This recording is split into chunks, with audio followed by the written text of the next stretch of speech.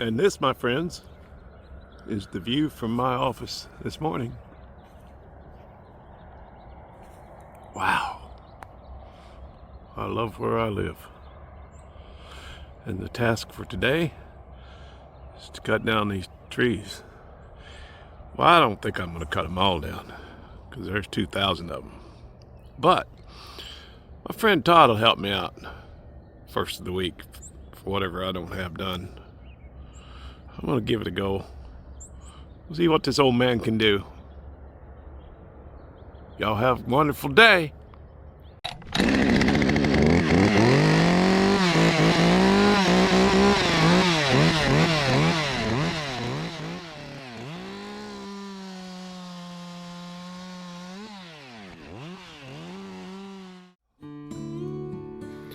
This is a block of apple trees that I'll be grafting over the next few days.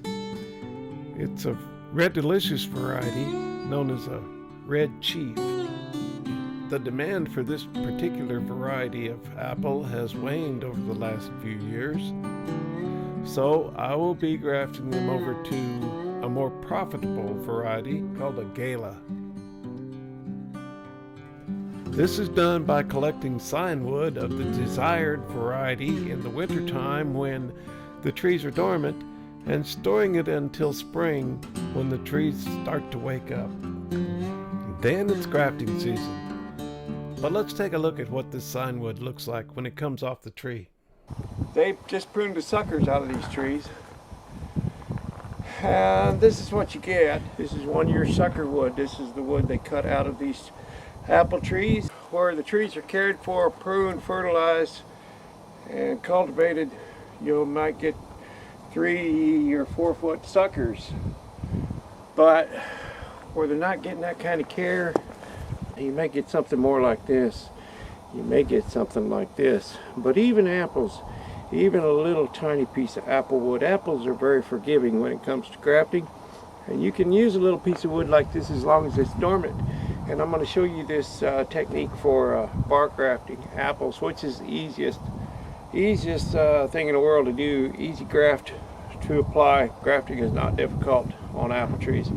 Cherries and stone fruit, another story, but anybody can graft apples. So just wanted to show you this sign wood. This is what you're looking for.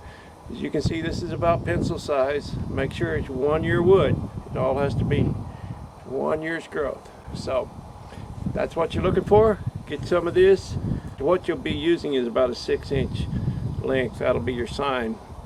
But you can cut these pieces so they'll fit in a large freezer bag. Take a few pieces of this, wrap it in a damp paper towel, put it in a Ziploc freezer bag, throw it in the refrigerator, and keep it dormant. But you want to get your wood before any of it's showing, any of these buds are showing any little green tips. You want to make sure this wood is fully dormant. Okay, I'll get back with you on this apple grafting thing when the time is right. Okay, I told you they'd been pruning these old apple trees, and you can see this one's been pruned, and there's all the suckers on the ground. That's your graft wood right there on the ground. You can see where they've trimmed these suckers out. There's a whole pile of them there. And then I'll show you over here in the next row, there's a row that has not been pruned yet. So there's a tree that's not been pruned. You see all those suckers up there. They're water sprouts. So that's what you're looking for. That's your sign wood. That's what you use for grafting. That's what you grab and put in cold storage until it's time to graft. They're kind of hairy looking, aren't they? All right, that's all. Thanks for watching. Appreciate you. Now, these trees were pre-cut earlier in the spring, and what I mean by that is the tops were cut off and all the brush mowed up and moved out of the orchard. So when I make this final cut, as you see, the only thing left to pick up is a couple of pieces of firewood from each tree. Okay, it's time to fire up the chainsaw and get busy. As we go along, I'll explain a little bit about what I'm doing and why I'm doing things a certain way.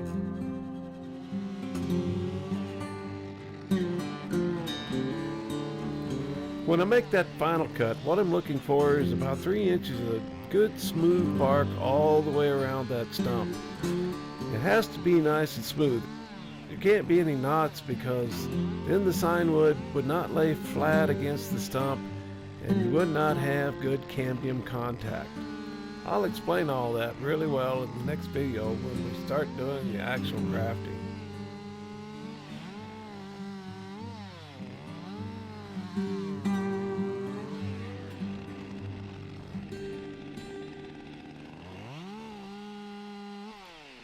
Now when I walk up to the tree, you see I cut a couple of limbs off, and the reason for that is just to gain good access to the tree, so you can get in nice and close and make it easier to do the grafting and not have to walk around those limbs and reach over them to do the grafting. And it also makes it a lot easier for the tapers and the painters, the support crew that will be behind me when I do the grafting.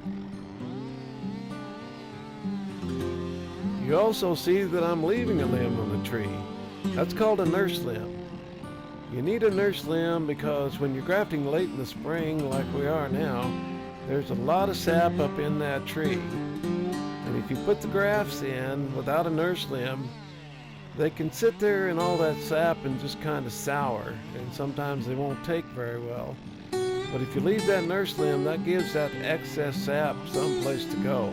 Those nurse limbs will start growing and draw the sap away from the grafts so they're not flooded, and they'll heal into the tree.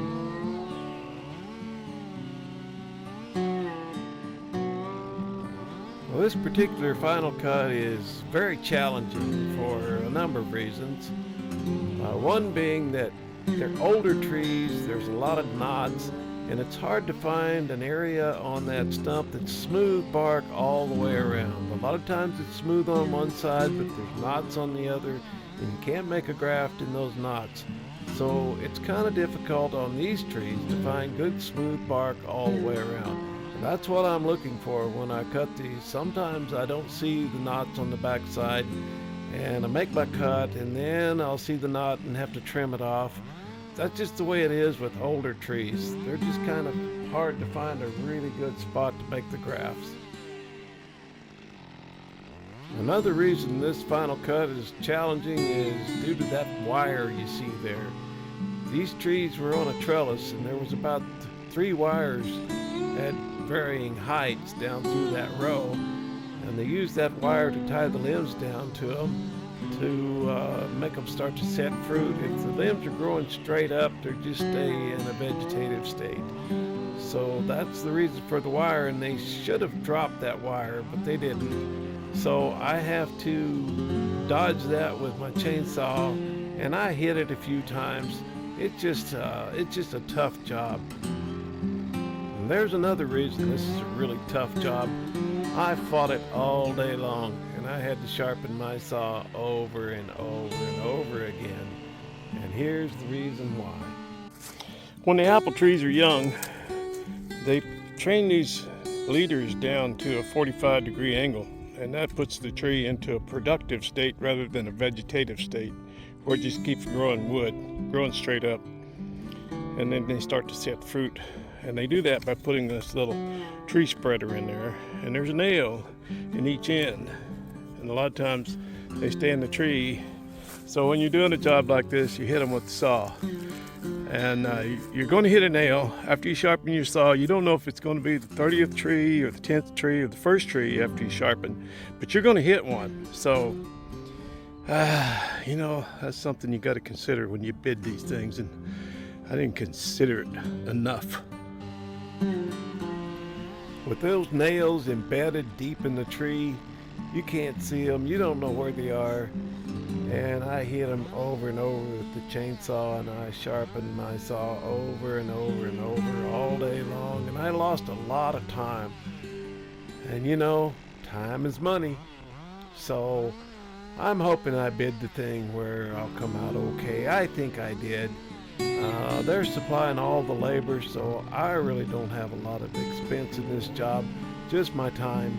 So I think it's going to work out okay. Well, I think that's where I'm going to end this one. I believe you have an idea of what's going on and why I'm doing certain things the way I am. But I've been doing this for 44 years, so I do a lot of things without even thinking about it, and I'm sure I left some stuff out, maybe didn't explain everything real well. So please ask any questions you have in the comments, and I'll take a look and I'll do my best to answer them. In the next video, we'll be doing the actual grafting, and I will try to explain that as best I can as well. I hope you enjoyed the video. It's sure fun making it for you. And we'll see you back here on the next one. We'll be grafting next week, so stay tuned. Thank you.